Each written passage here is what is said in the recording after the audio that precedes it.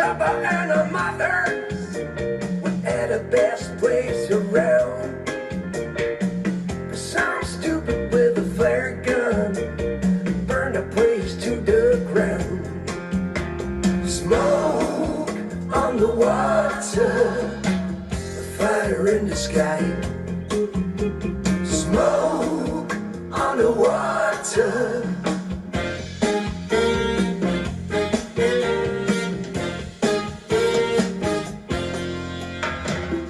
Burned down the gambling house. It died with an awful sound. Funky and Claude was running in and out, pulling kids out of the ground. But when it all was over, we had to find another place. Swiss time was running out. It seemed that we would lose the race. Smoke on the water, fire in the sky. Smoke on the water.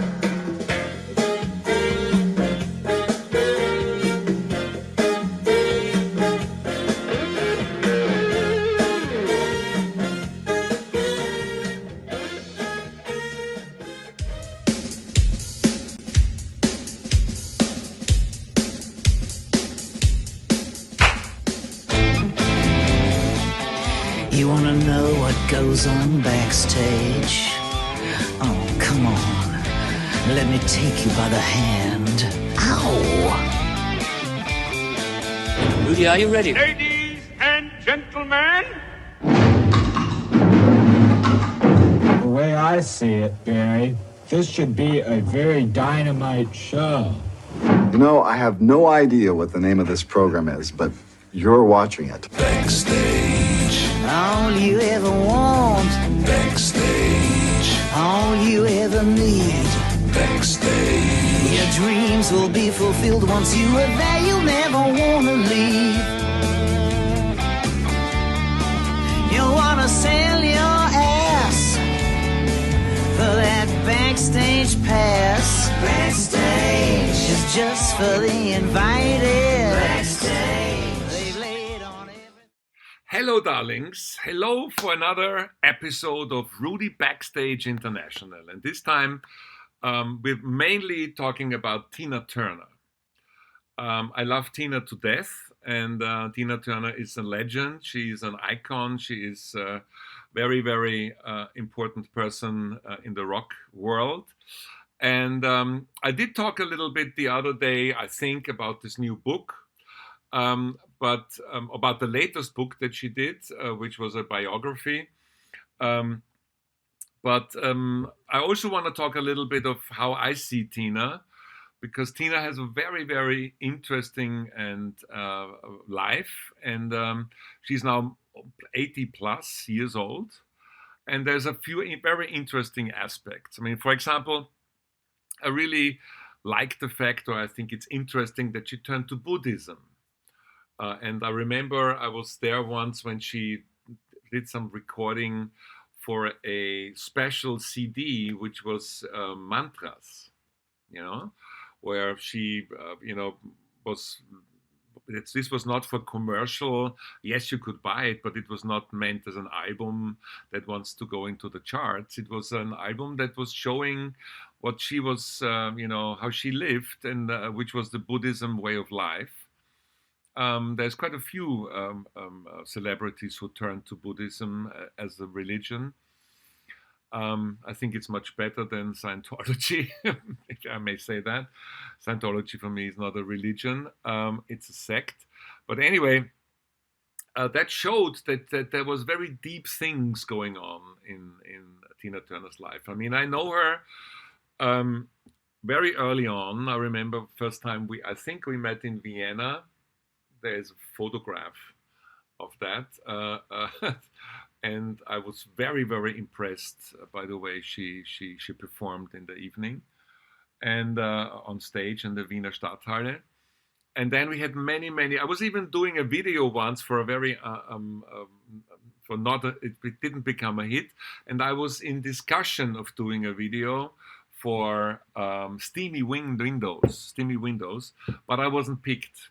I was doing a very arty concept, but the record company then went with a rather conventional, which is fine. I mean, you do things, and I'm talking here about my successful work, but I also talk here about things which didn't turn out, which is just, Frank Zappa once said to me, Rudy, it's called life. Get used to it.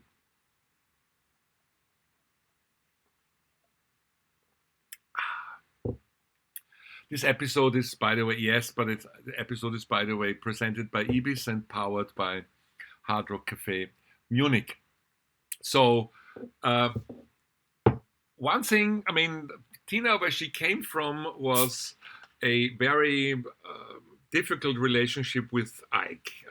As Ike and Tina Turner, I saw them on tour being the support act for the Rolling Stones, long time ago. And Ike and Tina Turner were, stars in their own rights. It was, and when Ike was unfortunately a drug addict, Tina describes that in her book. And so when she then finally parted and divorced, she said to me, I was not asking for money. I was just asking for my name. She wanted the name Tina Turner to own it because, with Ike and Tina Turner, there were some legal issues to be solved. And I think he died on an overdose in 2007 or something. Tina, in the meantime, then of course, I have to mention that she was very close to a person called Erwin Bach, who was at the time German record executive from EMI Cologne, and actually a friend of mine. And this turned into a relationship. I mean, it was, there was discussions at the time. Is that cool? Is it not cool? But I mean, they fell in love, and he was taking care of her, and that worked out. It works out until today.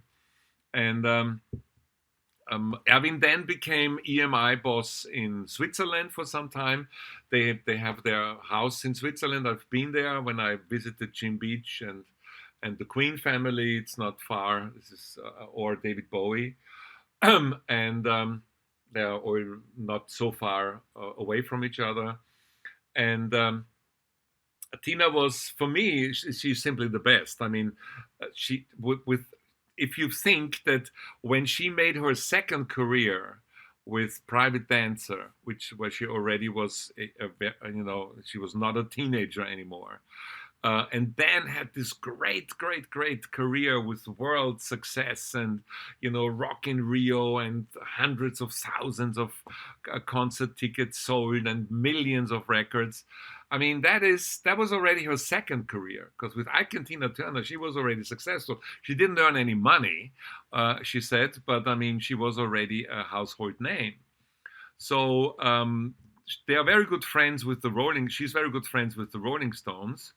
And she was very happy that the Stones sent her flowers when she turned 80. But she also had difficult times. She had cancer. She had, I think, kidney transplant and a stroke. And I hope she's well now. I haven't seen her in a while, but I include her in my prayers. And the thing is, Tina Turner is one of those great female voices that you always will recognize within seconds. I mean, there's not a lot. There's Whitney Houston, of course, and I had the privilege to work with her.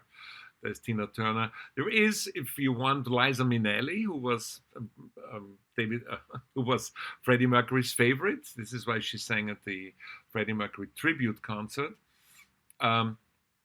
And of course, there's a few others, but I mean, among the 5 great voices, regardless what's your style favorite, there is always Tina Turner. And of course, now there is also the musical, which I think is very well done. And if wherever you see it, you should go and I mean, it's worth, you know. I mean, I've been involved in some of the musicals about famous people in the beginning stages, and I have to say, not saying names, but there is some musicals which are just a review of songs, song after the other, and actually the plot is sometimes very poor. Not with the Tina Turner. Excuse me. The Tina Turner musical, I think, is a good example for plot meeting. I mean, there's also a great story of her life. I mean, let's be honest. That is something to be told, and there's great songs. I mean, what Tina maybe is a little bit unhappy with.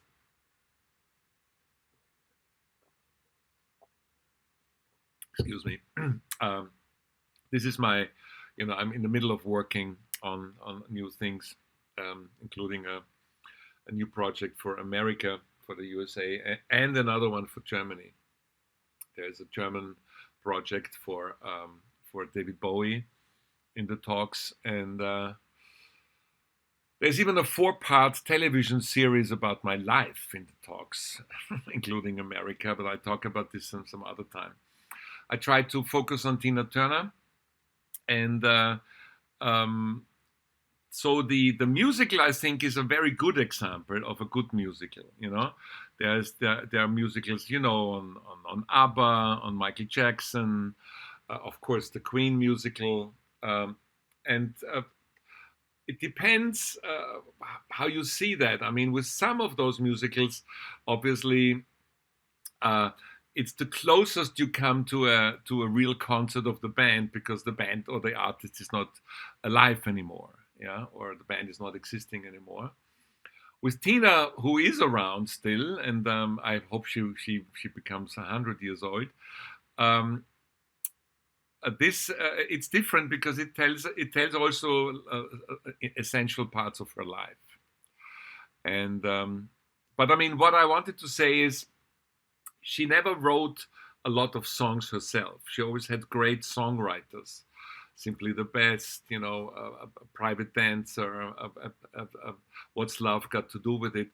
But she was picking those songs, and it fitted for her and for her story and for her life. I mean, she had a husband who was violent, which is not funny at all, and which you should be fought wherever you can, and I'm completely against anything like that. And I think some of the songs she picked because the lyrics were expressing things that she was experiencing in one way or the other. And she's one of those great singers, like Joe Cocker, you know, the Woodstock star was, that even when somebody else was writing the song, those great singers make those songs their own. You know, they own the song, although somebody else wrote it, and that means you buy them. It's that this is your story, although it's not your story, but they can relate to it, and they put some soul into it, and therefore that was the case with a lot of Tina Turner songs, and I do remember great moments with her. She can be a lot of fun. These days, of course, I'm more quiet, and I wish Erin Bach and her, you know, a very, very great time, and I hope they are okay these days. I should visit them again. Again, the time when Ike and Tina Turner was supporting act for the Rolling Stones, I mean, that was really, you know, the 60s and 70s. That's how long she goes back. Yeah.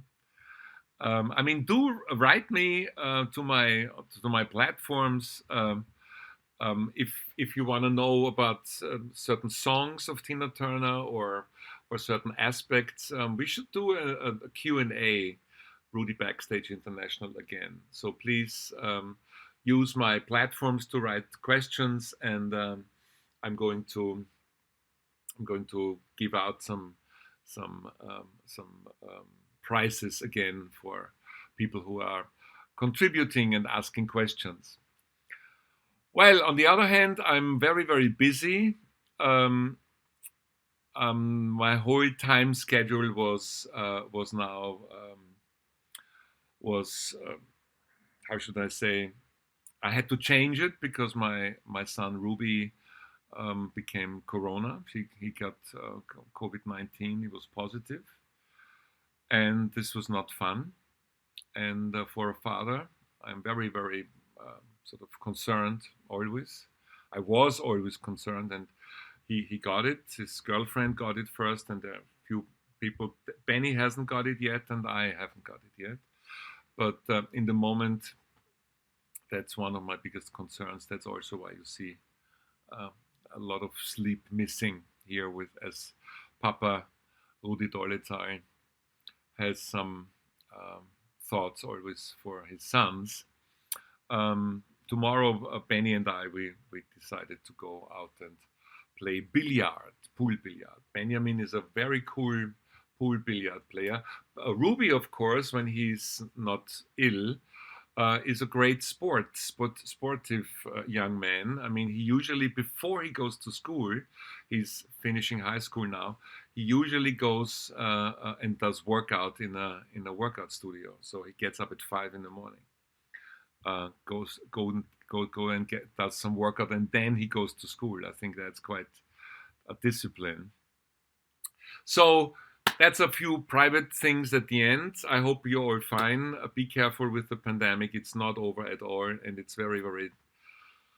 And please, let's try and help those people in the Ukraine however we can. This war has to stop. So I say love and respect and peace for Ukraine. Thank you for listening. Bye.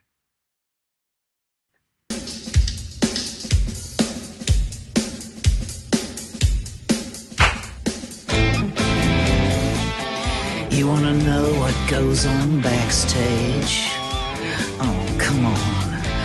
Let me take you by the hand. Ow!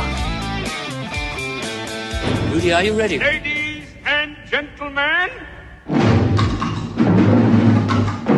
The way I see it, Barry, this should be a very dynamite show. You know, I have no idea what the name of this program is, but you're watching it. Backstage. All you ever want. Backstage. All you ever need. Backstage. Your dreams will be fulfilled once you are there. You'll never wanna leave. You wanna sell your ass for that backstage pass. Backstage is just for the invited. Backstage.